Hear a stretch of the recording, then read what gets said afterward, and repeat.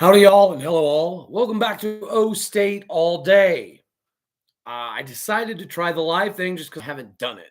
And if there's any kinks and whatnot that need to be worked out, I wanted to have the ability to do so. I was trying to do the live stream thing for the second half of the Kansas game, but I had some minor difficulties. But here we are. So if you didn't catch my Locked On Oklahoma State daily podcast show earlier today, I implore you obviously to go check it out. But if you didn't have the opportunity, I wanted to have an open discussion on the case study of my Gundy, and I wanted to have the ability to go over some game film stuff.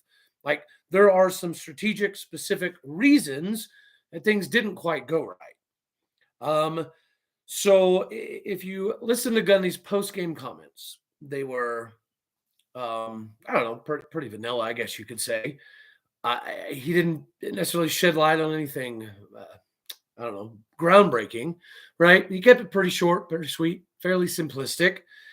But one interesting thing I caught was he said that Gunnar Gundy got beat out over the course of the week during practice by Garrett Rangel, which is a very highly rated four-star, who clearly is the future. The battles he's going to have with Zane Flores coming up are going to be really fun to watch.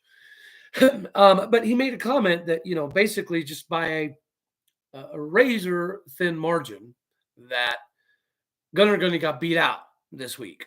But then on the sideline, he tells his own sideline reporter, Robert Allen, that he's going to go ahead and start Garrett Rangel, partially because he wanted to avoid the negative connotations or the narrative being pushed along that, his son, started just because of his last name.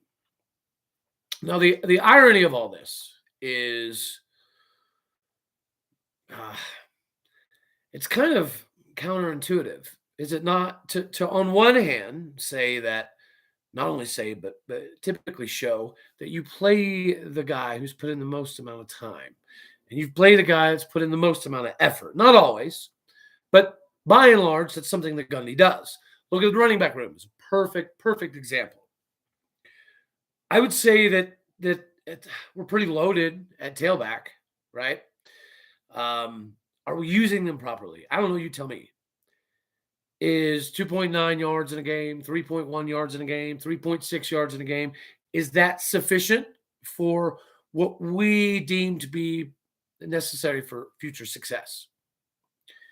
I think you could argue either way, realistically speaking, but it's still it doesn't make sense, right? And earlier when I was doing my daily Locked On Oklahoma State show, to be honest with you, I ran out of time because they want those shows to be pretty set, right, as far as time length and things of that nature, which is why I wanted to do this. I was going to make a YouTube video, but I've been pretty focused on getting that Locked On Oklahoma State show going, which, by the way, the initial numbers were phenomenal. For the very first month, we broke a lot of records from the previous 278 episode channel before we took over. So it's good to see.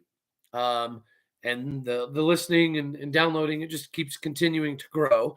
So now I need to obviously put some time into this and try to make this grow as well, which is why I wanted to go live. Don't know exactly what it does, what it means, if people are supposed to be involved, if I just don't have enough people to be involved. I have no idea. But it's something I haven't done yet. So I wanted to tinker with it and figure out if there's something I need to mess with. I see edit buttons, and I'm not the most technologically advanced individual in the world. So, yeah, but let's get back to the Gundy thing. I on my daily show, I caught a little bit of flack for basically alienating a portion of the fan base. And my comments were along the lines of, can the portion of our fan base that's okay with Gundy doing whatever, whenever, however, just adapt a little bit?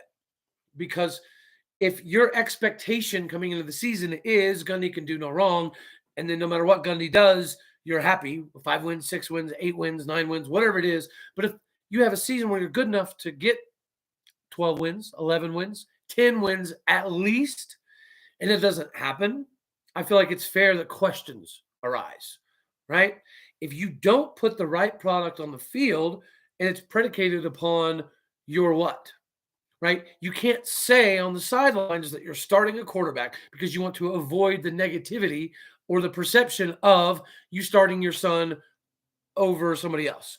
Okay. And even I think both of his statements were true. His statement indicating that Garrett Rangel barely beat out Gunnar Gundy to go into the game with the week of practice. I think there's probably some semblance of truth to that. I really do. But I also definitely believe when he told Robert Allen on the sideline before the game that he was starting Garrett Rangel because he wanted to avoid the negative connotation of him starting his son over somebody who's more qualified. And yet again, I'm not saying that Garrett Rangel is not the future of Oklahoma State. I think it's clear that he is. He's extremely talented, and you can see that. You see the talent pop up, but you also see the mistakes. And then when you make a multitude of mistakes, you do nothing to address it. I completely understand and agree with the concept of not pulling a kid immediately after a mistake because it does kind of, rub everything the wrong way. And like I said, I get that part of it, but I don't understand how you just let a kid make mistake after mistake after mistake. 1 pick, no big deal. 2 picks, probably no big deal. 3 picks, that's a problem. 4 turnovers collectively, that's a problem. Going in the second half with a big deficit and not looking like you have a lot of adjustment capabilities, that's a problem. Is it not? I guess I'm almost talking to myself here. I see a couple people pop in, but yeah, guys, it's hard to swallow, in my opinion. So why is what we've been talking about for the entirety of the season important? Okay. Remember when we kind of, hopped back and we were talking about how getting a big lead, controlling the game, and then letting off the gas against Baylor was going to potentially jump up and bite us. And then the same exact thing happened against Texas Tech. And we said yet again, this very well could jump up and bite us. And then it did jump up and bite us against TCU. And then the accumulative effects of negativity, which can start to snowball, right? I like to almost even call it the Texas effect. You would like to think that we don't have that same problem, right? When you have one loss, it turns into 2 losses because there's lingering things coming into the locker room. Just like positivity and confidence carries over, it's negligent for us to even assume that it's not the same in reverse, that negativity doesn't carry over as much as positivity. And when you have these things that do continually carry over, you have to look at the leader, in my opinion, right? Attitude is a reflection of leadership. Again, not in the camp that Gundy should go, but I am in the camp that Gundy should maybe, reevaluate some things, kind of like he did in 2020. He looked like he hit a ceiling in 2018? And then 2020, COVID happened. It made him adjust the practice schedule and how he does things and how he sets up recruiting. And it allowed him to see things from almost a bird's eye view, right? So it allowed him to also make some changes. But the changes that he made were like a year long. Is Jim Knowles that phenomenal of a coach? I mean, he is amazing. Or is Derek Mason not very good? I don't believe that at all. Derek Mason has a track record of being a successful head coach, coordinator, a position coach, the whole 9 yards. So will he be successful in Stillwater? Yeah, he will, I think. But you got to look within. And when I say we got to look within, I'm not giving broad, generalized statements, right? This is factual conversations that we should be having as a fan base. Because, if you dive into just a film study, the first quarter, the 13-minute and 2-second mark, right? We throw a very, very good ball to the outside, but the receiver kind of gives up on the play. Stephon Johnson Jr. had the opportunity to jump in and catch the ball. Yeah, the defense is young. That is true. But, okay, let's do a film thing. Jason Taylor, the second, is not arguably, definitely the leader of the back end of the defense. But there are multiple times within the game that you see him jogging on the field. 12 minutes, 51 seconds. You see him trailing behind the play because he got boxed off when we lost contain. And that happens throughout the game, right? Bryson Green, when he was running that go route, on that. So when you look at the film on this game compared to previous games, you can kind of see what Bryson Green was doing. So instead of sticking on a true go route 9 route, what he did was he kind of bent in towards the post. And if you look back at the film when he had Spencer Sanders, that was something they would do. If the free safety had way too much room that he knew he could bend a little bit, even though you're not supposed to, he knew Spencer would hit him and then open up that gap and he'd get out of the free safety area. When the interception happens, because the quarterback throws the right route, the running back tails off his route at the wrong time, it goes into the defensive back's hands. And what does Bryson Green do, who's arguably our best receiver at the moment? He jogs around the sideline. And then you barely see him come back into the picture at the end. I'm not saying he gave zero effort, but I am saying he didn't give much effort. And guys, like I said, I've timestamped 7:10 in the second quarter, 12:55 the second quarter, 10:12 in the first quarter, 12:50, 12:51 in the first quarter. These are all times that Jason Taylor II, our leader, our captain, is jogging. And then there's multiple times, was 13 minutes and 37 seconds into the second quarter. Colin Oliver is a stand-up defensive end on the outside. And instead of aggressively coming at the tackle, what does he do? He stands straight up. Okay, that means he's trying to get his eyes around the tackle to see what's happening. And then he just stands there. The play goes to the opposite side of the field, and he literally does not move. Look at the film from last year. Look at the film from this year. Just look at Jason Taylor II in and of itself. He was never jogging on the field. He was constantly flying around, right? You look at Kendall Daniels. He is making mistakes at 155 miles an hour. So that's acceptable, right? You know what I mean? Whenever there was a play, oh, hell. Where was it at? Push 5 yards back. I got every single play written down here. Anyway, I can't find it at this moment. But anyways, there was a play where all of the defensive line got walled off, completely walled off. And Jason Taylor II was contained. And we were the KU was on like the 9-yard line.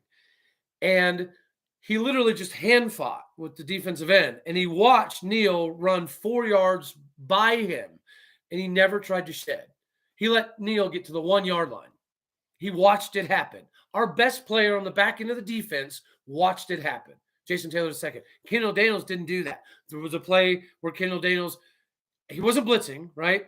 But he came in to fill a gap. And either he took the wrong guy because Mason Cobb had outside contain, and his job was either the running back or the quarterback, right? It looks like his job should have been the quarterback, and Xavier Benson should have got the running back. But Xavier Benson got walled off by a free release offensive lineman.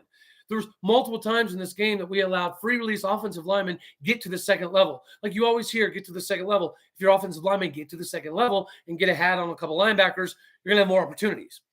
KU did that. The problem is we allowed that to happen. And we're not just talking about, the youth. We're talking about the strength of the team is supposed to be the D-line. And then you have a play like that where Kendall Daniels looks like he took the wrong dude. He went beeline, torpedo style for the running back. And then that was the play that Jason Bean took it 73 yards right behind him. And it's like, okay, you got to give Kendall Daniels a pass. Yes, because of age, but you love his aggressiveness. Like you're okay with people missing plays and going to the wrong gaps and having the wrong responsibilities at 155 miles an hour. But what you're not okay with, what nobody should be okay with, is when you have the captains of your team literally standing on the field while the play's happening. This is not a talent issue. This is not an age issue. This is not a depth issue. There is something much deeper going on right now in Stillwater, and it's never happened before.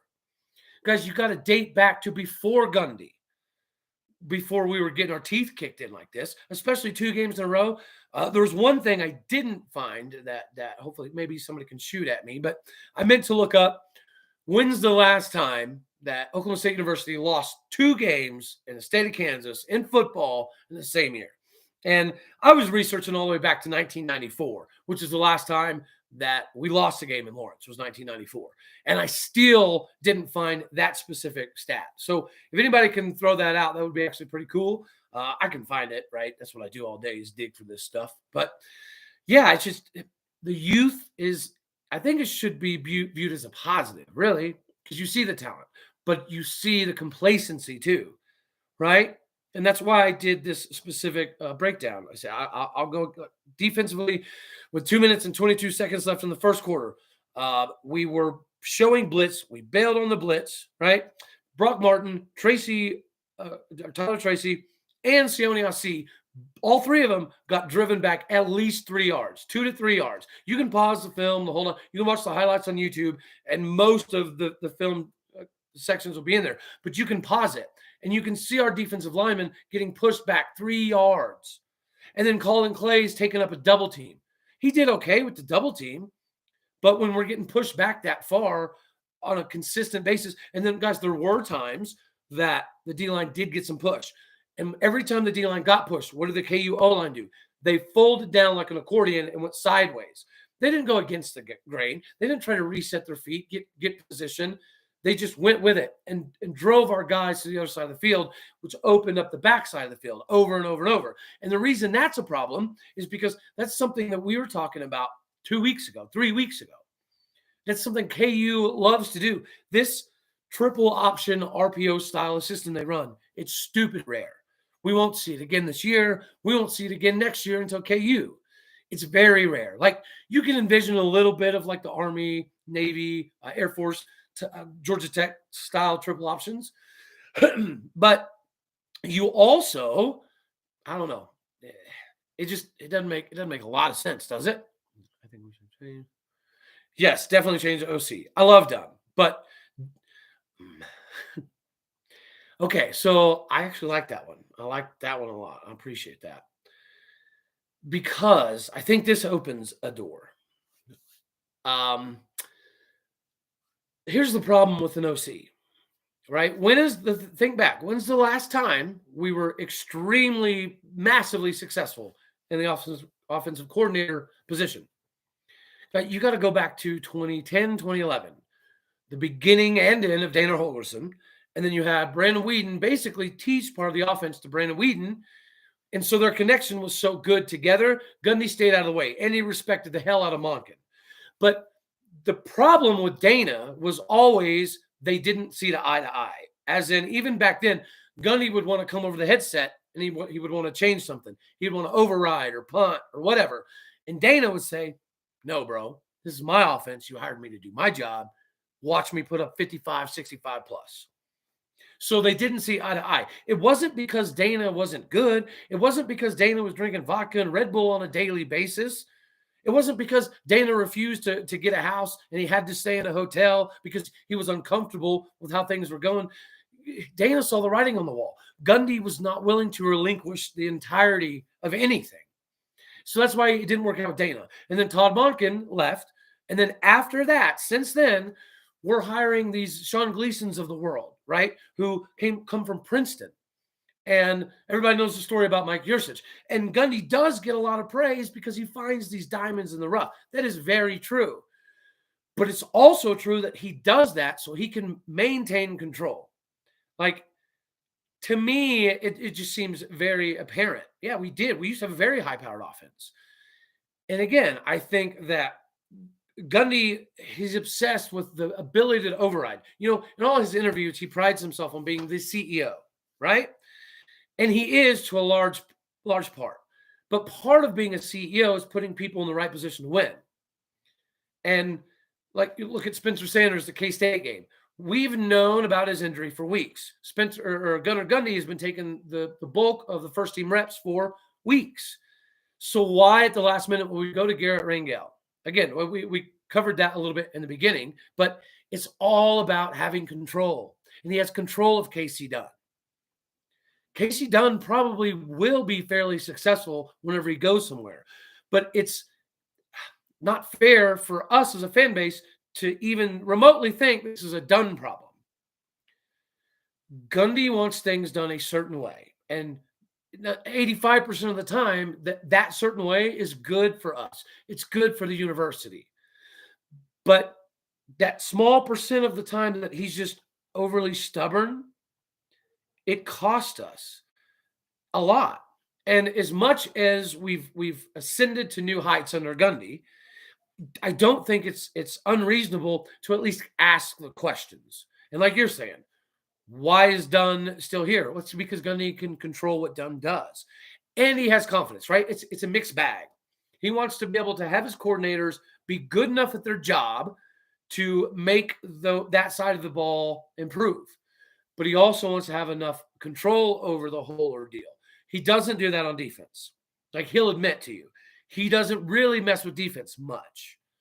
And I don't think that's a bad thing because the obsession with being overly conservative has bit us in the butt for a long time. And I hate that some fans pretend that doesn't happen and pretend that Gunny can do no wrong. And like you're saying, man, our offense is not the same. It hasn't looked the same in a while. But I don't think it's an offensive coordinator problem. You got to remember when Sean Gleason came in, he kind of made his name at Princeton for running a double to triple quarterback attack. So instead of having running backs in the backfield, he would have literally 2 to 3 quarterbacks and sometimes also a running back in like a diamond formation. And that's back when we had J.W. Walsh and Clint Shelf. So I was excited. Like I was super pumped that we could take some mobile quarterbacks, right, and do some different things with them. He did none of that. Absolutely none of that. So what did he do? He ran Gundy's system. And what did Mike Yursich do? He ran Gundy's system. But some of it's buy-in, right? When you're finding dudes jogging all over the field while plays are happening, including people, I can't really say Brock Martin. He got whooped a lot, like he did. And maybe he's still hurt. I think he's got to be still hurt because our D-line got took to the woodshed in this one. The grades on the K-State game weren't great, right? But the grades on this one were horrendous. And again, I don't think you can put it on Dunn. I know you can't put it on Dunn because Gundy is obsessed with having some sort of control over what the offense does, or at least the decision-making process. And this has been documented. This is why, again, he never got along with Dana. This is why Todd Monken didn't stay for very long. It's not a secret that Gundy brings people in that he knows he can control because he wants to dictate when we punt. He wants to dictate whether we go for it on 4th down or not. He wants to dictate whether we run or pass. Being honest with you, the game plan that's put forth is put forth by Dunn. That's very accurate. But in the middle of the game, Dunn does not have the right to override Gundy. So if Dunn wants to go for it on 4th and 1 on the goal line and Gundy doesn't want to, guess what? We're not doing it. If Spencer Sanders wants to go for it on 4th and 1 on the goal line and Gundy doesn't want to, guess what? We're not doing it. That's the issue. It's always been the issue. He is a legend. He's the GOAT in Stillwater, and he may always be. But if he can adapt in 2020 after the Chuba Hubbard stuff and COVID and manipulation of practice and scheduling and some teams not even playing football, it made him change things. And we saw a different Gundy at the end of that season. We saw a different Gundy in 2021, an open, honest Gundy who was transparent about injuries, who was transparent about practice, who was transparent about recruiting. This Gundy, the last 3 weeks, was the Gundy we got for 15 years that refused to talk about injuries, refused to talk about practice, refused to talk about game plan. So I don't get it, right?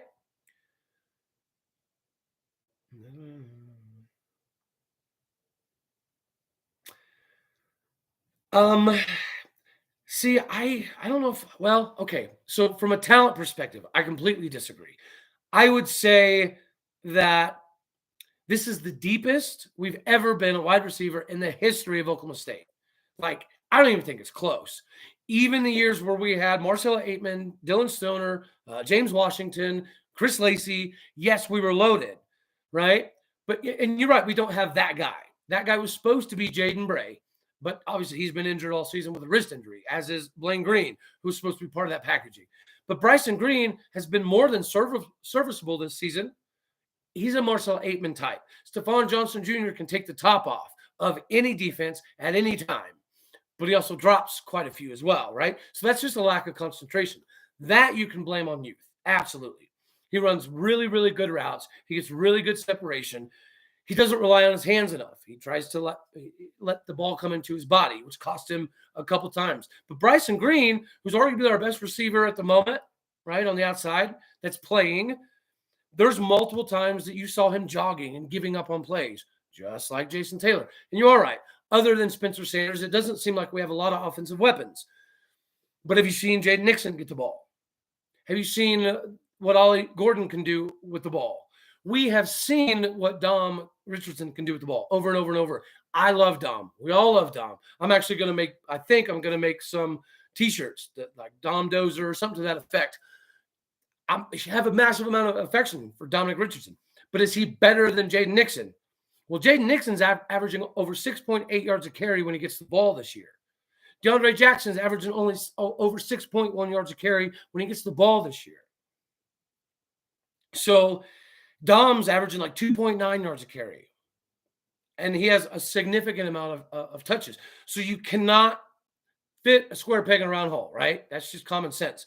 When we're trying to run a zone blocking scheme, which is precisely what KU did to us, was get your D-line to go that way, right? It doesn't matter if you push them back. You want them to go to one side of the field so you can purposely open up the other side of the field.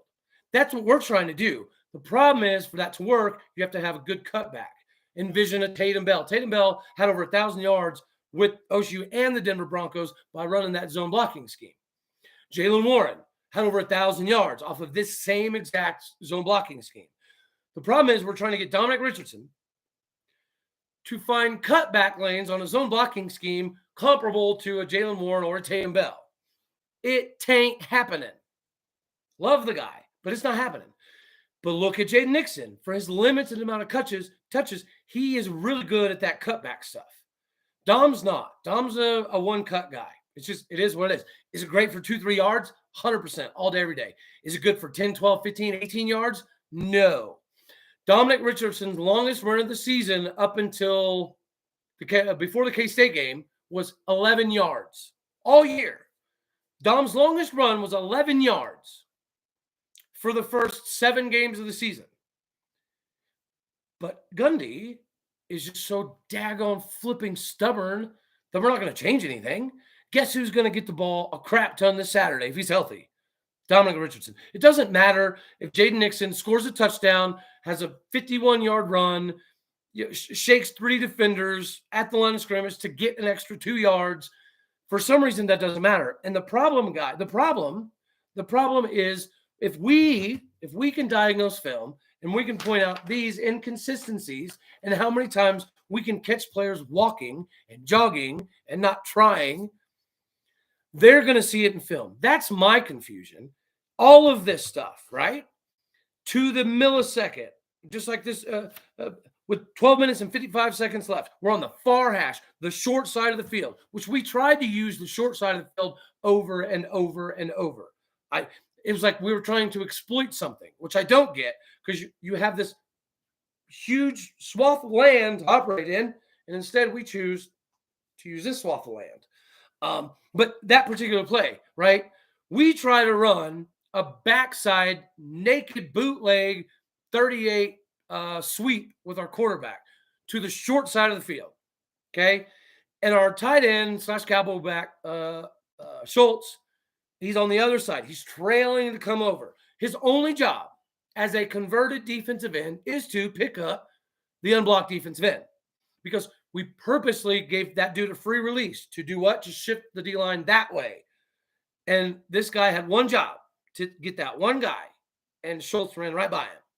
And so what does that do? He pushes Rangel backwards. Rangel has to loop around. He did end up getting a yard out of it. But these are the little things I'm talking about. And why is our converted defensive end missing a defensive end? It's because it's not a natural position for him. He's been playing tight end for 2 months, because all the tight ends that McAdoo brings in, they don't cut it. They don't last. They don't stick around. Yes, our defense is pretty awful. You got to give props to Jim Knowles, and I think this is even more of an indication of how much of a genius that man was. But again, is Derek Mason a bad coach? Hell no. His track record by itself says otherwise. We have an insane amount of talent, but something's off. Okay, so if you look at the film from like the Texas game, that second half adjustment that Derek Mason made was amazing. And it was very, very simplistic. Instead of the defensive end, rushing up the field 8 to 10 yards for contain, you only go like 6 to 7 yards and you peek in, right? And you shut down a window. Or your defensive tackle, instead of trying to do a stunt or a twist and looping 3 yards back, you stay tight on his butt. You pretty much roll right off of him. We're not doing that stuff. That's the difference. If you look at 2019 film, 2020 film, 2021 film, it's the little things that we're not getting. We're like Mason Cobb. He makes a lot of plays. He's all over the field, but there's multiple times he over pursued and filled the wrong gap. There's times that Kendall Daniels over pursued and got burnt. There's times that Jason Taylor II is literally jogging all around the field and not hustling after people. There's multitudes of times where our defensive line gets pushed back 2 to 3 yards. That's not a talent thing. And here, you know how we can prove this? Go look at the goal line stands all season. Our D-line, like, they love goal line stands. It's like your kid hearing the candy or the daggone ice cream dude. Our D-line decides on goal line that we're gonna take people to the woodshed. We're gonna punch people in the mouth, and we're gonna like it. And we do it. Our goal line is amazing. Why we don't operate the same on the 40? That's the question. And to me, it's an effort thing. And the stupid part about giving shitty effort, oh heck, I just cussed. My bad. The part about giving bad effort, it shows up on the film. That's what I still can't get my head around. These players are going to get graded. Like, their coach is going to be like, hey, do you realize at the 3-minute and 25-second mark of the second quarter, the D lineman got stood up and Mason Cobb got walled off by multiple offensive linemen, pushing the defensive lineman 4 yards back into her linebacker death. And then our linebacker's too close to the line of scrimmage, and then Xavier Benson runs right into it. Our other linebacker ran smack dab into Mason Cobb. What is he looking at? What is he looking for? It's because we're not closing gaps. Guys, when we're blitzing, it's like after the snap. Now, there is a delayed blitz. I get that. There's a difference, though. There's a difference between trying to time the blitz and having a delayed blitz, right? A delayed blitz is purposeful, and you're looking for something strategic. The reason you have a delayed blitz is because if you don't strategically see what you think you're going to see, you can always bail off. You can always go up to the flats or drop into quarters coverage or help with the zone. But it's just, to me, it's effort. It's effort. This is the same D-line as last year. The same D-line. And something is majorly off inside the locker room. Because the Cowboy culture has been something we could fall back on, we could rely on for forever and a day. And it's why our recruiting is not an issue. It's why our development's not an issue. It's why we paid our strength and conditioning coach over $1 million, because he's worth every daggone penny. So how does it not equal the same production? But the film study shows it's pretty simplistic, guys. It's 100% lack of effort. We're filling the wrong gaps. We're over pursuing. We're losing contain. These are just very minuscule details that you learn in youth football, right? As a wide receiver, you're taught to push up on the defensive back, get him on his heels before you make a break. Stephon Johnson Jr. does that phenomenally, but then he has multiple drops in this one. Bryson Green drops a touchdown.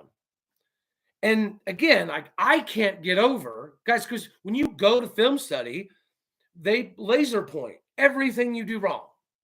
Like, hey, Stovall, why the F did you miss that block here? Hey, Stovall, why did you run, this slant 6 yards upfield instead of 3 yards upfield? Why did you not push the defensive back far enough? Hey, defensive lineman, why did you get pushed back 4 yards? 17 times in one game. That's what I don't understand. It's like they don't give a crap. And this has never been a problem in Stillwater since Gundy has been there. Effort has not been an issue, not one time until right now. Dare I say, we look like OU last year, right? Shit, crap tons of talent. We had talent all over the field. But you could tell something was a little off because the game planning was suspect in big time moments. So, guys, we've done a couple of videos walking over practice, right? And there's some common misconceptions in general. Halftime, you have like 5 minutes, period, to make an adjustment, right? You go back there, and we're the regular dudes, right? They got to take care of their bathroom habits, get IVs, get taped back up. And then coaches spend 5 minutes collectively talking about, well, what did we mess up? What can we fix this? Can we fix that? And then you get 5 or 6 minutes with the players with a dry erase board. And you're like, okay, guys, we need to fix this real quick. There's not a lot to adjust at halftime. So it's all about preparation. And part of preparation is film study. You watch your film, right, to know what you did wrong as much as you watch the opponent's film. Now, I would argue even more. So how are our guys, like our leaders, how is Jason Taylor II and Brock Martin going to be able to go into the film room and look their coaches in the face and be like, yeah, I was walking there. Yeah, I didn't really try to tackle that dude there. Sorry. Yeah, I kind of gave up on that play. My bad. Like, how? How is this conversation? I don't know if you guys heard, but Robert Allen was talking about how at halftime, Derek Mason lit them a new one. And you do see in the second half, we do play with a little bit more intensity. The D-line still, there's times they get pushed. The difficulty of it was KU's game plan was so flippin' amazing that we had zero answers. Guys, so something that is rare. Gundy mentioned in a postgame that like 90% of what KU did, they already knew was coming. Because again, even though it's super, super rare, it is what it is. It's an RPO triple option attack. And they prey on eye candy here, work candy backside. What they do. And Gunny even said 90% of it, that's what they did. The things he said schematically, there was one major thing that they did that was completely different than what they were prepared for. And that one schematic thing, I think, from watching all the film, is they were run multiple plays to both sides of the field. That's new, right? Because you always have a safety valve, right? I get that, but there's parts in the game where, yeah, they literally ran a play to this side of the field. It was designed, right?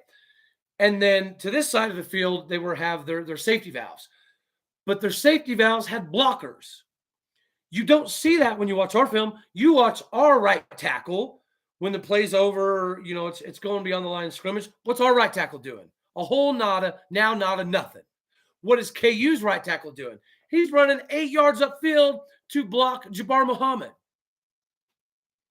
That's the difference. KU wanted it. Just like, guys, the K-State film said the same thing. They did give up. That's 100% accurate. That is a really good comment. They did give up. But again, is it on the players? No. Leadership. Attitude is a reflection of leadership, right? Like we've talked about all year. I'm sorry to repeat myself, but some of the people didn't see the beginning. As I mentioned in the very, very beginning, okay, when you just barely hung on to squeeze on to the Baylor game, right, the playing not to lose as opposed to playing to win, you knew it was going to jump up and bite us. And then it happened again in Texas Tech. We did the same exact thing. Got a good lead, played a good game, put our foot on the brakes, and backed off. And it almost bit us. That exact thing bit us at TCU. So imagine you're a player on the team. And you're like, these are normal dudes, guys. They go back to the dorms. They don't drink beer. They eat ramen noodles, and they shoot the crap, and they play games, and they talk just like we would do at a bar or we would do it in a comfortable setting.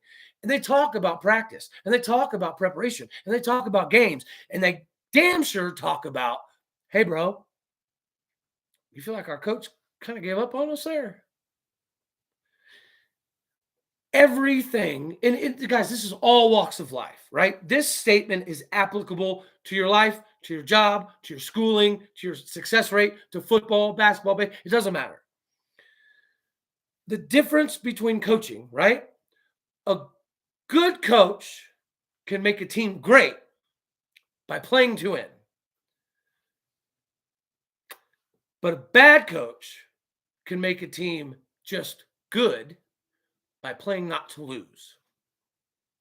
That's what we have. The problem is, this has been happening forever. And I get some grief on some of my shows because everyone thinks that I hate Gundy. I don't hate Gundy. I'm not stupid, right? I was there watching games in 94, 95, 97. So winning 4 games, 7 games, 6 games, like that was cool growing up. I get it, but we've evolved. But how many times has Gundy field goal kicked or punted his way into a loss? How many bedlams has he field goal kicked or punted his way into losses? How many times did it almost catch us this year? Guys, imagine if the foot off of the gas thing comes up and does bite us against Baylor, and it does bite us against Texas Tech. And then we're talking about a different conversation, about a different kind of season. But the cumulative effects of negativity, it affects everybody in the locker room. And just like, again, carryover positive, right? There's a carryover. When you beat Texas and you make very good second half adjustments, there's a little bit of a happiness, right? Your excited effect that goes into the next week of preparation. It's the same in reverse, y'all, right? Sometimes we think of these student athletes as like, I don't know, superhuman, or they have some crazy abilities to do something outside of normalcy. But they're just regular people that do regular things, and they talk just like we do. And I guarantee you they have conversations about what is happening with our offense, what is happening with our defense, why are we in the wrong positions, why are we even doing this? If our coach don't give a shit, why do we give a shit? If our coach ain't going to play to win, why do we play to win? The same thing that's equaled this amount of success could potentially be the hindrance of further success.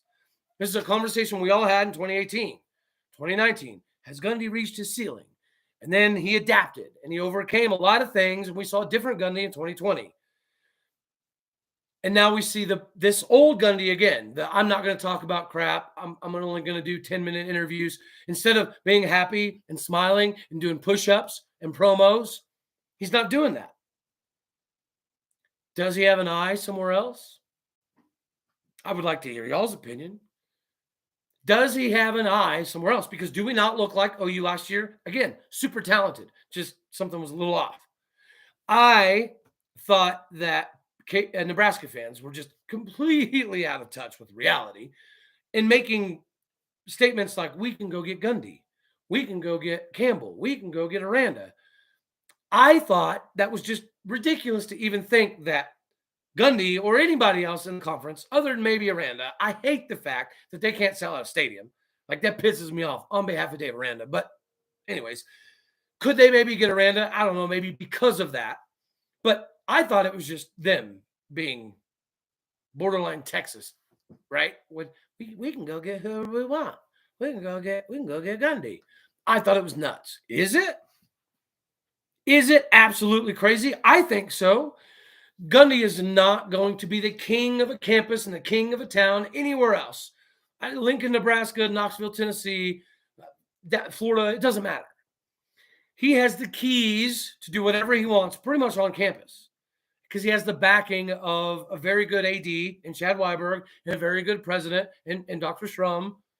So he has the pieces that he thought held him back when Boone Pickens and Holder were buddy.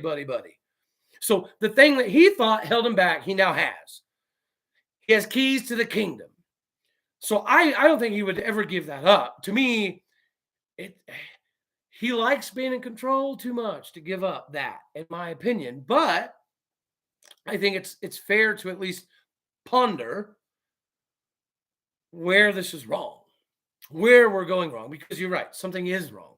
It's just, if you have to go back to 1994, 2000, 2005, 2002, If you have to dig back that far to find out when we've been this bad, then that's a really good indication of issues that are bigger than talent, that are bigger than depth, that are bigger than youth.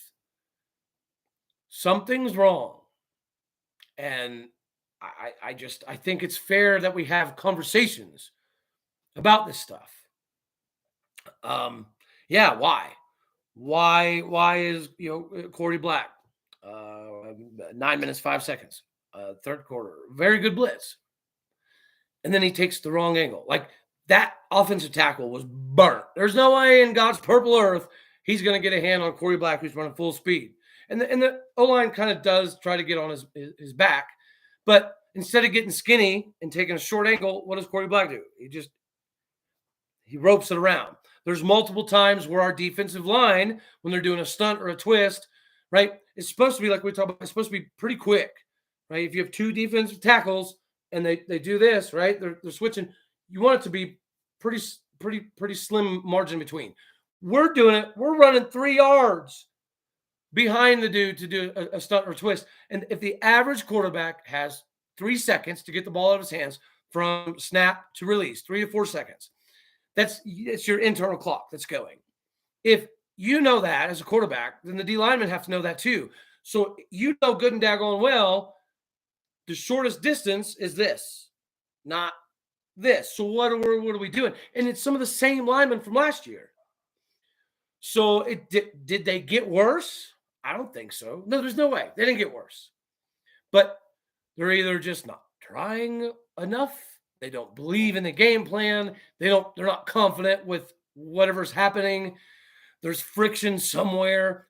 We do know that there was already friction going into the season to some degree, because there is some publications out there that have kind of already talked about how Dunn was not the biggest fan of Dickey. Dunn, I guess last year, thought that Coach Dickey had not lived up to his end of the bargain as a coach. So Dunn didn't want Dickey to return. Gundy overrode Dunn. So guess what Dunn got this year? He got Coach Dickey back on the O-line. What else did Coach Dunn really supposedly not be a big fan of? Well, Coach McIndoe. Guys, he's been here since like 2014. And since 2014, so he went from playing offensive lineman at Washington State, right, to being a high school coach, to being a high school coach again, to being an offensive line coach forever in a day at Montana State, right, from like 07 to 14, something like that. And then in 2014 comes to Oklahoma State as the tight ends coach. And what's his obsession? Blocking. How many times has he recruited somebody that got on the campus, that stayed on campus, that ever caught a pass? I can tell you, it's 0. Every single player he's recruited since 2014 has left the program and not really played at all. We've had to convert how many defensive ends and offensive tackles? We had to convert an offensive tackle last year to play flipping tight end. That's a problem. So you already know Dunn's not exactly happy. If he didn't really want, if it's open that he didn't want Dickey back, and there's very, very, I would say, accurate disappointments with Coach McIndoe, and he knows that if he wants to go to it on 4th and 1, go for it. He can't. If he wants to, go for it instead of punt, he can't. If he wants to run some crazy formation, Hail Mary type of play to end a half, he can't. So the things that Dunn wants to do, he knows he can't do. The things that Dunn wants to see adjusted, he's already saw from Gundy that Gundy, he might make a move, he might not. So whether you like, love, or hate Dunn, what's the likelihood of him being here next season? Even if Gundy wants him, I would say very slim. And then you have to ask yourself, okay, who do we bring in as the offensive coordinator? Since we brought in a big-time hire as a defensive coordinator and we paid him big boy money, are we going to do the same thing on offensive coordinator? I think you guys know that answer. Gundy is not going to go after a big-time OC. Why? because a big time OC that gets paid worth his salt and his weight in gold is going to tell Gundy, no, I'm not doing that. No, this is not the right play. No, I'm not using that running back right now. No, I'm not punting right now. No, we're not kicking a field goal right here. The things that Dana and Monken could do, nobody else has been allowed to do since then. Since 2011, Gundy has manipulated the way he recruits his offensive coordinators so that way he can maintain control. Is he still calling plays? No. But is he overriding people on the headset? Yes. And this has been a problem. Again, look at the Bedlam record. Look at the lack of conference titles. How many times have we played OU for a spot in the Big 12 title game? It's legitimately like 7, 8 times in the last 12, 14 years. 100%. And we did once. Well, twice.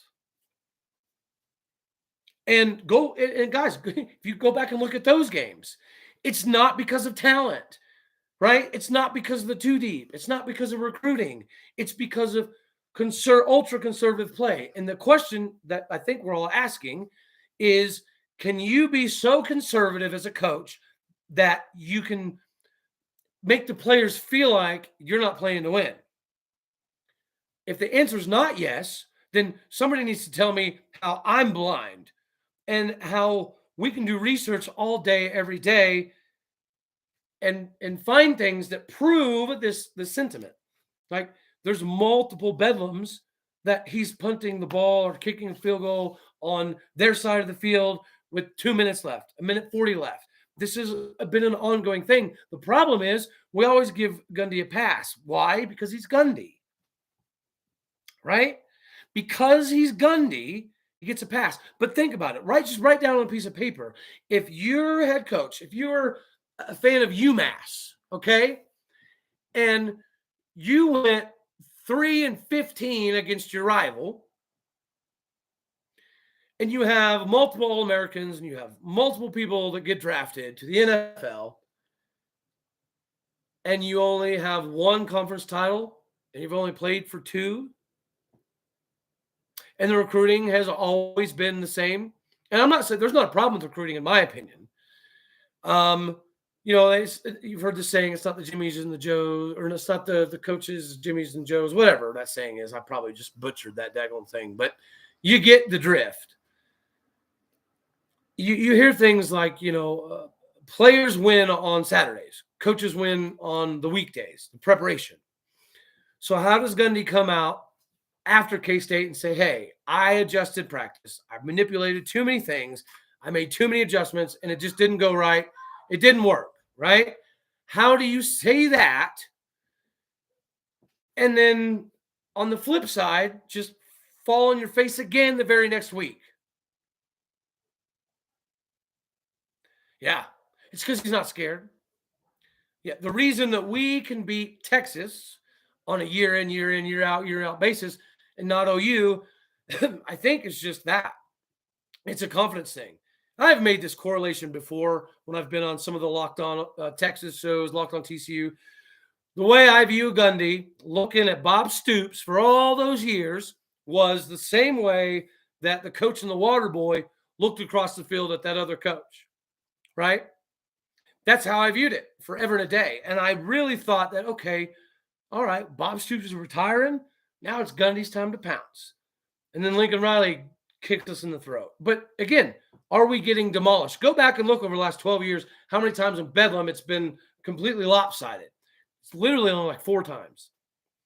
Every game has been pretty daggone close. Every game has come down to the fourth quarter for the most part, right? But you're right. We don't come out on top. And it's the ultra conservative thing. And don't get it twisted. There's a few games that we beat Texas that we went ultra conservative mode and it almost cost us. And I guess that's my biggest things here are we have to be honest, right? And stop giving all these free passes that, like, the dude is a legend. He deserves statues, the whole 9 yards, but he doesn't walk on water. And he obviously doesn't put everybody in the best position to win all the time. What I'm saying is not for shits and giggles, right? I feel like there's a very, very, very valid argument here. And as much as I started this channel, as much as I accepted the Locked On Oklahoma State job, I want to spread Oklahoma State, right, nationally to help with recruiting because Bob Bowlesby did a terrible job marketing the Big 12. We're doing a decent job marketing Oklahoma State, but let's be honest, the biggest marketing is W's. And if you have the talent to win, and you know you have the talent to win, why are we not winning? And other than being out of position, right?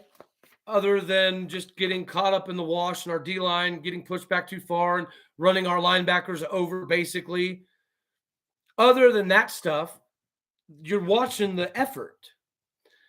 I implore you guys, go look at highlights from the last season and compare them to highlights from this season. I'm not talking about game film. I'm talking about just highlights. And you'll see the difference. You will not find Jason Taylor II jogging around the field last year. You will not find Brock Martin jogging around the field last year. You didn't find Bryson Green jogging around the field last year, but you are now. And I think you guys are hitting it on the head, right? It's why would you keep going if you know your coach isn't really invested the right way? If you're the problem with having two quarterbacks, if you've ever heard the saying, if you have two quarterbacks, you have none. Well, the problem with that is because there's usually divisiveness in the locker room. You got a portion of the locker room that wants this quarterback. You got a portion of the locker room that wants this quarterback. That's why you don't do the two quarterback system thing usually. It's not because of talent or confusion or yada, yada, yada. It's because you don't want divisiveness in the locker room. But if you know Spencer Sanders has been playing hurt, and if you know that going into the K-State game, you as a CEO probably should have put your foot down and been like, nah, bro, we need you to rest. Really banged up.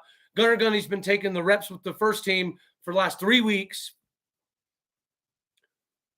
As a CEO, you make that decision, right? But he didn't. He's like, Spencer said he was good, so throw him out there. How many times did Spencer throw it into the ground? Who knows? But I'm just going to keep him out there because it's Spencer Sanders. And then the very next week, you do this crap. I'm not going to play the kid who knows the playbook, who's been here for 3 years, who improved his body, improved his 40 time, did everything his dad asked. Yeah, let the kid go in and shake it up. Let him hand it off 6 times. Let him throw a couple picks. Then you put in Garrett Rangel.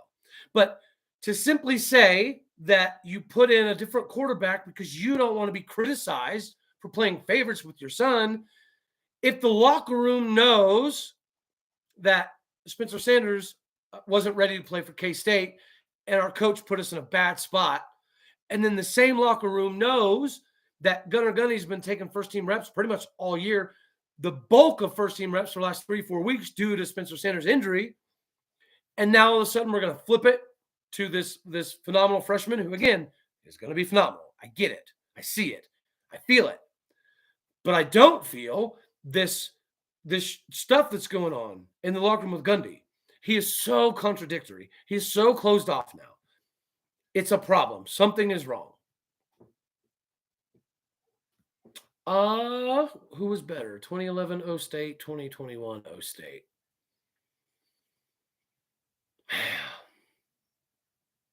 Talent-wise, this team, like, no question. But that offense, that's a good point. Remember how that year you literally did not care when, how, where other teams scored?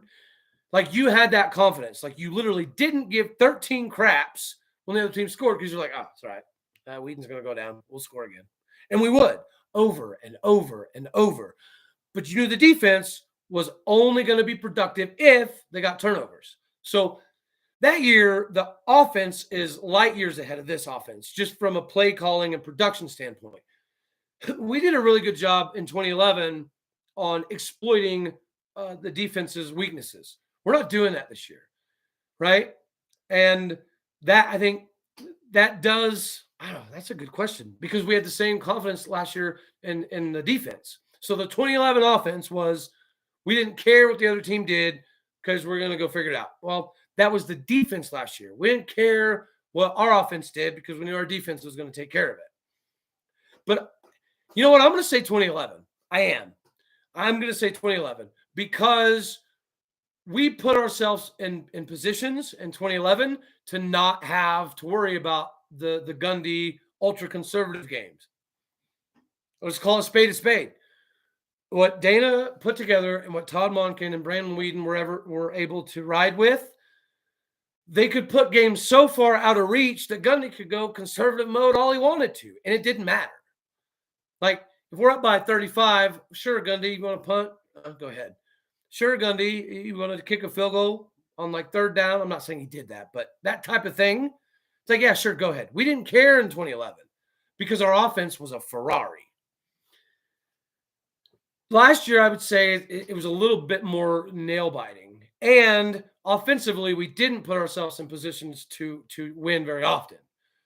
So, and so last year, our defense had to bail out the offense constantly. In 2011, our offense didn't have to bail out our defense. Does that make sense?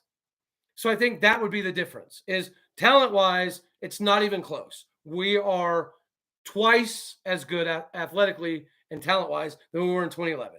Like that part is not even debatable. But last year compared to 2011, yeah, I think the difference is there wasn't a complete reliance. Like last year, we had to cross our fingers all the time because our offense was so inept that. But they didn't even put themselves in positions to win. We got behind the chains last year and did what? Hand it off, run it up the gut. So I think that's the difference between 2011 and 2021 is 2011, our offense put us in a position that Gundy's propensity to punt and field goal games away didn't happen. This last year, we relied so much on the defense that we hamstrung our offense and we weren't very productive. Yeah. Okay, so why has it changed so much? The offense hasn't been there in a while because what is Gundy's preferred method of driving the ball down the field? Running backs, right? Gundy has always been a run-first guy, which is fine. I think he could be a run-first guy this year. I just think we have the wrong dude at running back. You got Dominic Richardson playing over Jaden Nixon and Ollie Gordon because of seniority. Yeah? But you don't do the same thing for your quarterbacks. So it doesn't make sense. Doesn't make sense. Tell me, do you think that Gundy could possibly be eyeing Nebraska? I mean, your guess is as good as mine at this point in time because I thought there was no way. No way. But again, something's wrong. Something's off. We don't look right. So I think it's deeper than play calling. I think it's deeper than a hat on a hat, a man on a man. And how does it get fixed? That's the question. And before people think the sky's falling, so I'm going to do, obviously, if you're tuning in to my Locked On Oklahoma State Daily podcast, I appreciate you. I cover some of this, but I am going to keep diving into all of this as well. But before I got out of here, I greatly appreciate y'all sticking by. I appreciate the comments and the interaction. This is what I was kind of hoping for. You know what I mean? But before we skedaddle on out of here and I go eat some dinner with the Chitlins, I wanted to do some shout outs because for as much as we did terrible, I do want to say people like Sean Michael Flanagan flying all over the field. So that was fun to see. He was a rarity. That's the point. It stuck out. Sean Michael Flanagan flying in lyric rolls, flying and being human torpedoes. It stuck out on film because the normal dudes weren't doing it. Right? The guys you rely on weren't doing it. And guys, Xavier Benson, I thought he was going to be a potential All-American.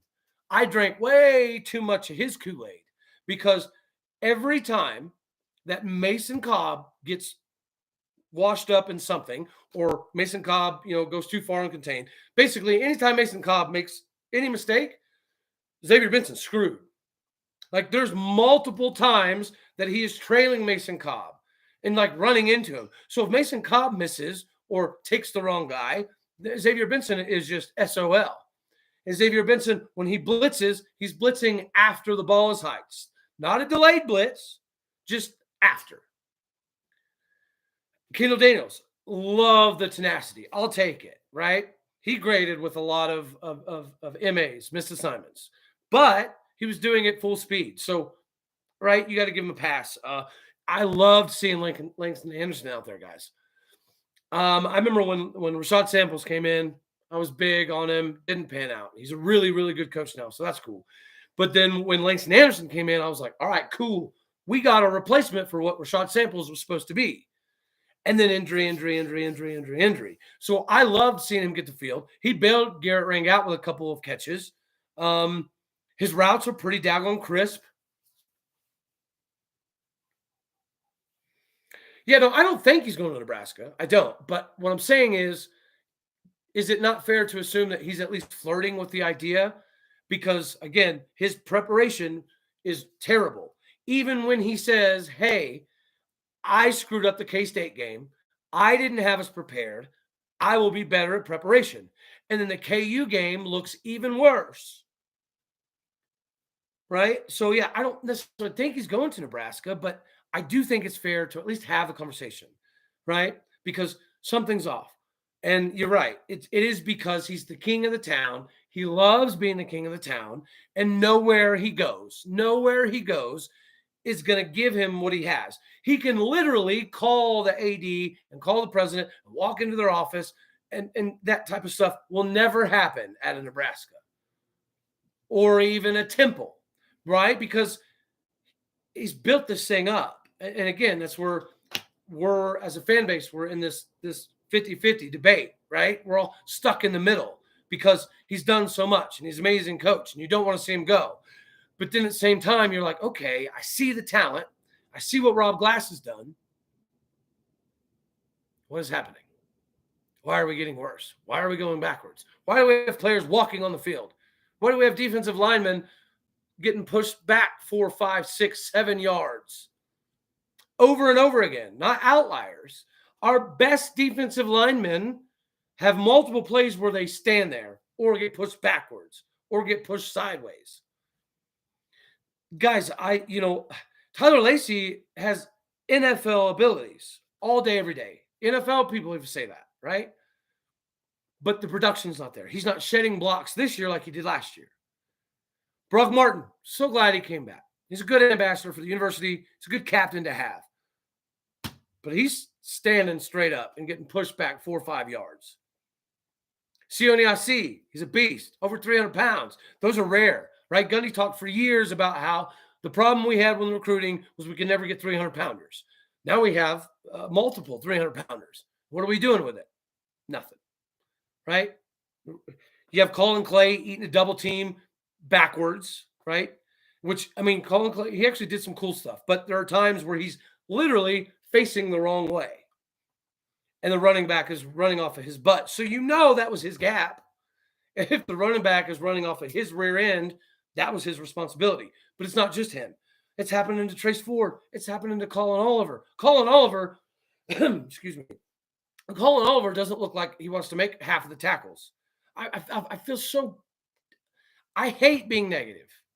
But you could count at least 3 times in the first half that Colin Oliver tried to punch the ball instead of tackle somebody.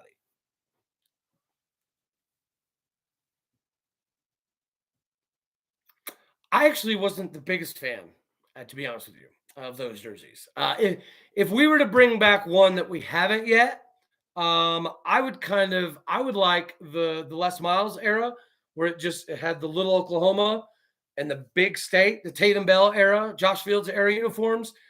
I think we could bring those back in a smooth way.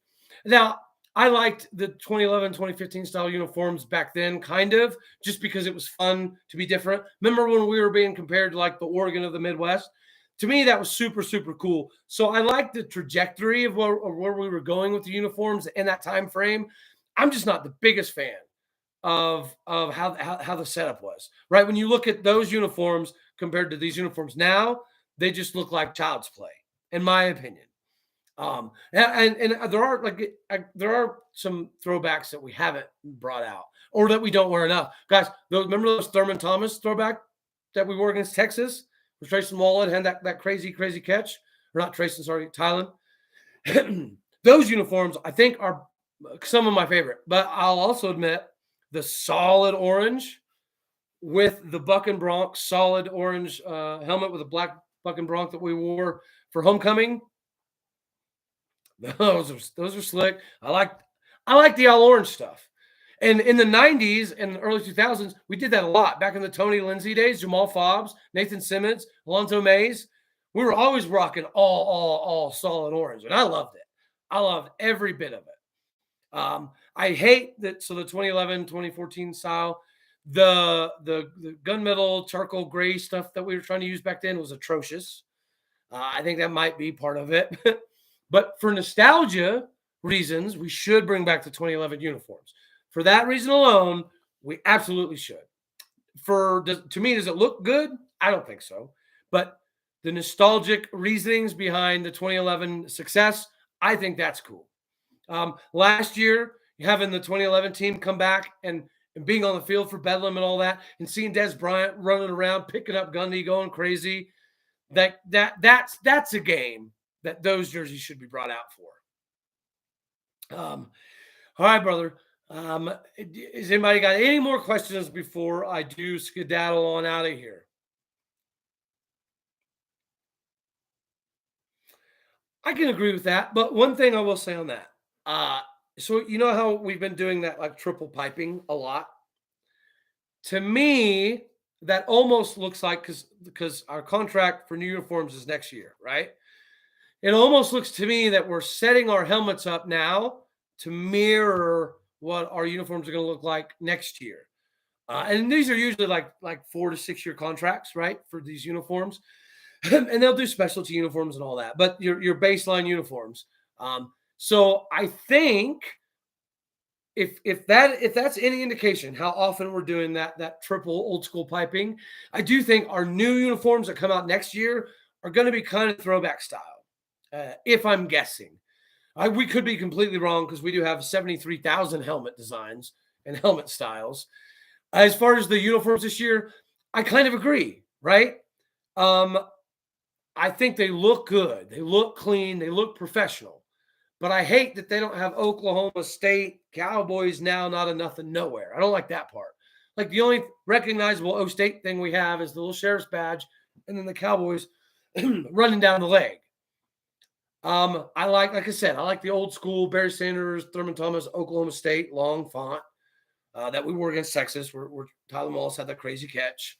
I love that Oklahoma State.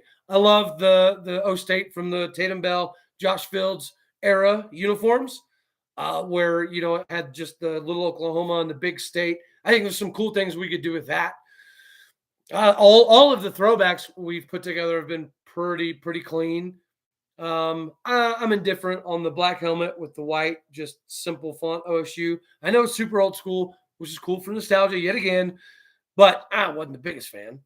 I really do like every Buck and Bronc helmet's my favorite helmet every time. I love that logo. I don't know. I'm very partial. But yeah, I hope that this triple piping thing we're doing is an indication, a little sneak peek of us going a little bit more retro old school with our new jersey design next season. Well, it's like I said, everything, they're always like six-year contracts with Nike. 4 to 6 years is pretty standard. And in that time, like again, they'll do like specialty uniforms. Like I think maybe easily top 3 favorite uniforms of all time for me were the ones we wore. I think it was last year. The military appreciation ones that were gray that had like battalion and stuff on them. Those are sick. So Nike will do specialties type of stuff of that like that occasionally during the season. Like if you have a big game, if you're 10-0 playing a 10-0 team, you're both top 5, and you ask Nike to put something together, pretty sure they would, and they do. I know we do for helmets, but yeah, I think so. Here's why I think you think we've been wearing them for a long time, because these are the uniforms that we had coming in when Spencer Sanders was a freshman. So people think Spencer Sanders have been here forever and a day, and he's been here a while. And I think that because of how long Spencer's been here, and we haven't had to adjust quarterbacks really at all, I think that we all have been like, that dude's been here a while, and he's been wearing the same jerseys every week. So I think there's a little bit of that plays into it. But yeah, they're cool, they're sleek, they're clean, but to me, they don't do enough. They don't say enough. Yeah, like you already know, if I had it my way, we'd go back to the Barry Sanders, Thurman Thomas style, long Oklahoma State font, the throwbacks that we wore for Texas a couple of years ago, and we wear those constantly. Like that's my favorite. I love it. And for promotional purposes, I don't see how that's not the most promotable jersey that we have. So why not lean more on that stuff? I would like to see a 1945 throwback. How you would do that, I don't know, but it can be done, right? There's plenty of teams that have done these ultra throwbacks. Even like we're talking Nebraska, some of their ultra throwback things is kind of cool. It's very simplistic, very plain. But yeah, I'm excited for this new design next season. The question is, will Spencer Sanders be back next season? Maybe a bigger question is, does it matter? And the thing of it is, I think Spencer knows that by now. He's got to know that I'm always going to be a little limited, right? Gundy's always going to pull the reins back a little bit. And that's maybe not what I want, right? I hope he doesn't transfer. Yeah, that would be a really good idea. Mixing the jerseys, absolutely. That would be a super cool idea. Yeah, that's actually not a bad move. Like take uniforms that we've won against that team over the last 12, 15 years and wear that jersey, like that actually would be super, super cool. Yeah, I agree with that. And then throw out the ones that we lost. Oh, before we get off here, I did want to say, so you were talking about 2011 compared to 2021. And I said that the offense was just so much of a Ferrari, and our defense did get enough turnovers that we didn't have to like bite our fingernails all the time like we had to last season. People tend to forget that loss at Iowa State. We tend to forget was after that plane crash, and there was several players, including starters, that were dating girls on that plane that died or were friends with or were always in the dorms with, right? They were very, very, very close-knit group, right? For, I don't know, primarily dating reasons is what I've gathered. But nonetheless, I've also heard rumor that from somebody in the locker room that they took a vote. And this part of the rumor, I don't know, I've heard different things on, but I was told that they took a vote, and the vote was to hold the game off a little bit because I was Iowa State's recommendation. Iowa State's athletic director came to Gundy and said, "Hey guys, with what just happened, we think that it's completely reasonable for us to reschedule or move it to a Sunday game." Or Iowa State was willing to make something work because they felt that with that big of a tragedy happening that day at that time, maybe it wasn't the best time to take the field. And I know the vote happened, 100% positive. What I don't know is I heard that the team voted to wait and not play right away. But I also heard later on, like 2 years later, that wasn't exactly the case. Like it was like a 50-50 type of tie. And Gundy was the tiebreaker, and Gundy decided we should play anyways just to get it over with and get back to Stillwater. It's a type thing. You got to rewind. Again, that's a Gundy decision. If we take Iowa State's advice and we postpone that game, are we having the conversations about 2011 about being robbed by Alabama? No, we're not. I don't think so. But again, that's a Gundy decision. And Gundy's like, no. We're here. We're going to get this thing done. Even though Iowa State came to the daggone locker room and said, hey, we completely understand if you guys want to wait, right? We're cool with that. And Gundy's like, nah, man, let's roll the flipping dice. It's only a national flipping championship we're playing for. I mean, Ames, Iowa in November is a nightmare. Like, you can look on the schedule when the season starts. If you see Ames, Iowa in November, I don't care how good or bad they are.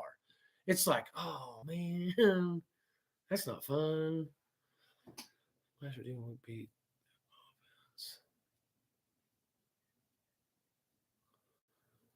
You think the defense from last year would beat our 2011 offense?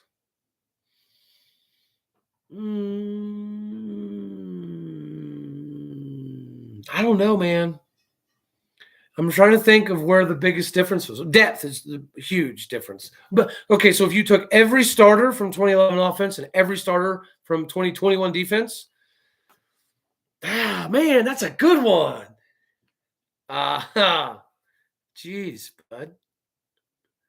I don't know if I'd say that though, because people forget Joseph Randall was a dude. That's what we don't have. Well, we may have a dude in the backfield. He's just not getting the flipping ball. But that was the thing with that offense is we were pass heavy, right?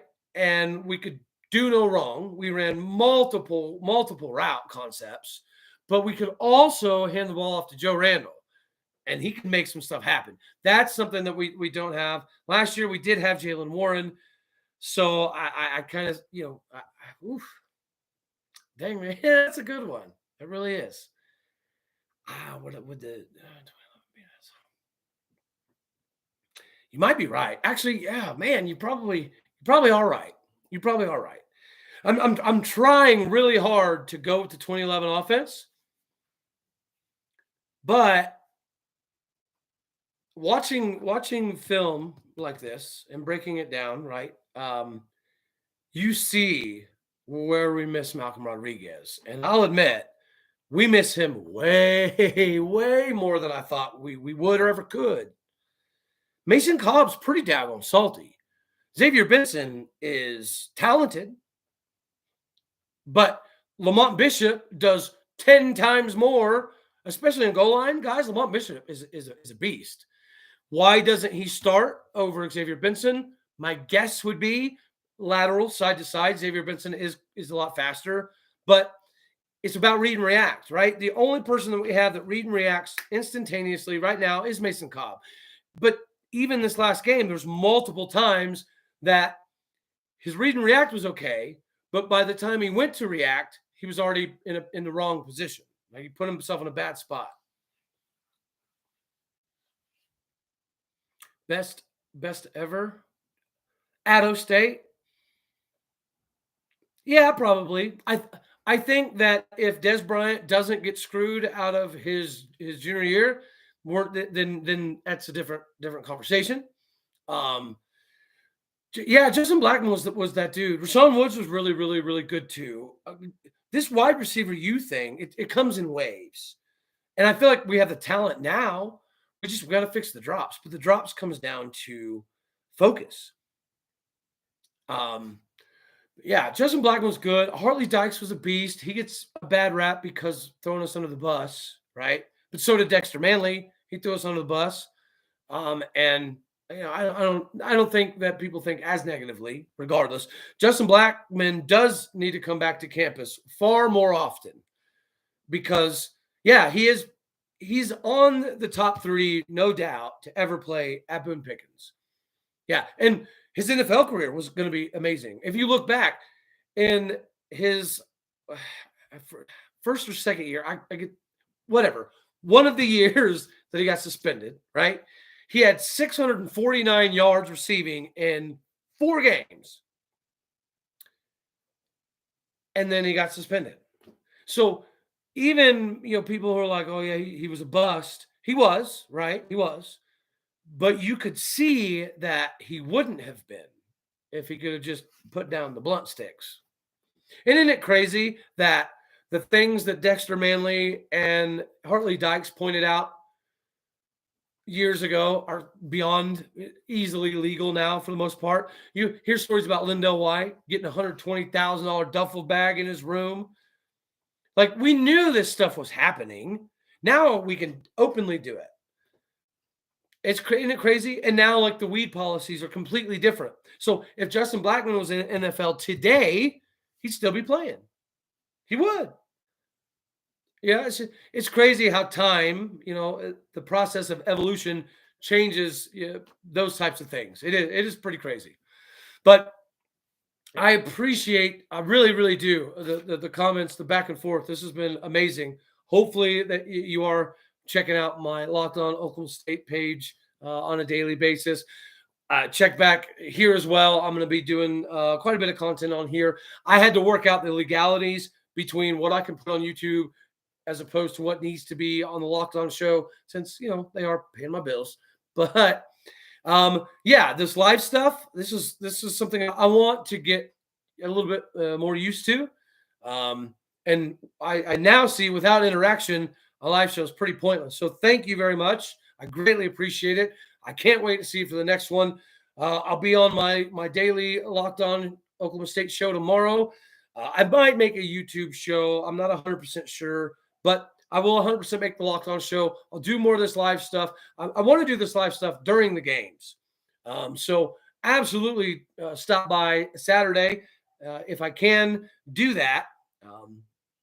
It'll be interesting, and it damn sure will have some curse words. I don't curse on my Locked On show. I don't really curse on my OState All Day stuff. I typically don't curse a lot when I'm doing any of my content, because I want it to be broad, right? I know as a parent, when I can just give my kids something to listen to and not have to worry about it, it's a huge blessing, right? It stinks to have kids around and words flying. Hit me, Goose. You got another question? Who is the best quarterback at Oklahoma State? Okay, well, so it's either Whedon or Mason Rudolph, right? I don't think Spencer. He's in the conversation, but to me, a conversation for Spencer Sanders would be: is he better than Zach Robinson? Say you ask me a question, I'll ask you a question. Do you think that Spencer Sanders is better than Zach Robinson? I don't know if I do or not. Best quarterback. I'm going to go Mason. I'm going to go Mason Rudolph. I'm going to go Mason Rudolph because he came here all the way from South Carolina. He bought into something he didn't have to. He had multiple opportunities to go elsewhere. He led us to a win in Bedlam in 2014 with the help of Tyreek Hill. He saved our season then. And I don't think that we got maximum value out of Mason Rudolph, if I'm being honest with you. I think Mason Rudolph is the best Cowboy quarterback. I do have him ahead of Whedon ever so slightly. You think Spencer Sanders is better than Zach Robinson? See, I don't think Spencer Sanders is better than Zach Robinson. I really, really, really don't. And again, I love Spencer, right? The beginning of the season, I was all on that. We're going to pump for Heisman because the first 4 or 5 games of the season, he deserved to be in the Heisman, 100%. So I was all about it.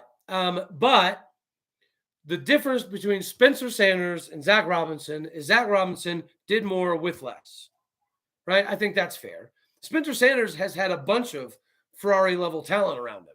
Zach Robinson didn't have a lot. He had Brandon Pettigrew, he had Des Bryant, and he had Kendall Hunter.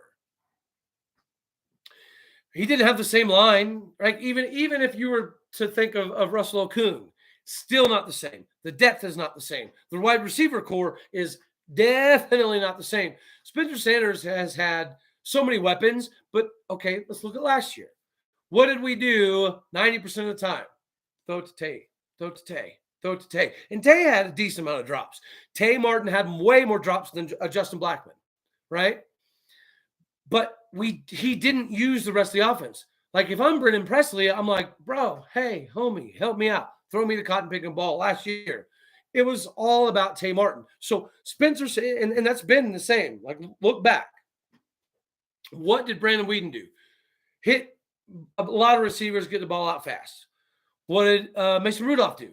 Hit a lot of receivers, chunk it deep, chunk it deep. Hit a lot of receivers, chunk it deep, right? A little bit different than what Whedon did.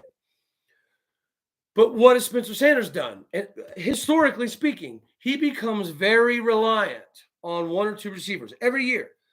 he does not spread the ball out, right? And so at the beginning, it was a lack of reading progressions, getting too laser focused. Last year, same thing. But he was 3 years into the system, and he still hand the ball off, default, throw to Tamar. That's what I think that's what you're getting at, is we don't have that default guy this season, right? It was supposed to be Jaden Bray. Bryson Green has shown some abilities, but Bryson Green is also showing laziness. I don't like that. And again, I don't understand how our players can sit in film room with their coaches for 3 weeks in a row and get beat the same ways on the same types of plays over and over and over and over and not make adjustments. It's like they don't care, right? But yeah, I appreciate you. I have Zach Robinson a hair over Spencer Sanders just because he did more with less, and he spread the ball around, even to less talented, significantly less talented wide receivers. He was willing to spread the ball. It wasn't all about Pettigrew, Pettigrew. He was willing to spread the ball around. Do I think Kendall Hunter is better than Jalen Warren? No, I don't. So again, Spencer's had more weapons, in my opinion. But, we'll see. All right, I appreciate you guys. God bless. Go Pokes. Catch me on my Locked On show. Stay tuned for my next OState AD All Day show as well.